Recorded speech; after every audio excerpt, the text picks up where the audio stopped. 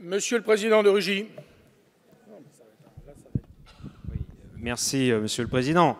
Je demande un rappel au règlement sur le déroulé de notre séance. J'ai dit tout à l'heure que nous acceptions, comme les autres groupes, de retirer nos inscrits sur l'article 1 pour qu'on puisse avoir le débat sur l'article, sur les amendements. Nous étions mis d'accord avant la fin de la séance de la soirée pour que, lorsqu'il y avait une proposition alternative de modification sur une seule région, par exemple, concernant l'amendement du rapporteur, eh bien, ce soit présenté sous forme de sous-amendement.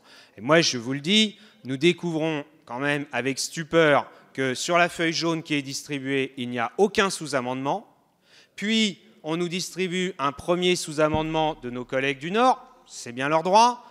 Et puis, ensuite, on voit sur le système Elias qu'il y en a un deuxième de notre collègue Le Fur, c'est bien son droit. Mais ça pose un problème dans le déroulé de nos débats, puisqu'on apprend dans le même mouvement que certes, j'ai bien entendu, Monsieur le Président, chacun va pouvoir présenter ses idées, mais en l'occurrence, nous, ce qui nous intéresse, ce n'est pas simplement de faire durer la parlotte, c'est qu'on ait des votes clairs sur les enjeux clairs pour nos compatriotes. Et les votes clairs sur des enjeux clairs, c'est le découpage des régions. Et donc, tous les amendements, en gros, ce qu'on a compris, mais on n'est pas capable de nous dire lesquels, que nous avons déposés, qui sont en alternatif à celui du rapporteur, ils vont tomber si celui du rapporteur est adopté. Et en revanche, il y a 2 sous-amendements seulement qui seront soumis au vote, de fait. Donc il n'y a que 2 variantes seulement qui seront soumises au vote sur l'amendement du rapporteur. Et donc ce n'est pas correct comme déroulé des débats. Et moi, je demande une suspension de séance.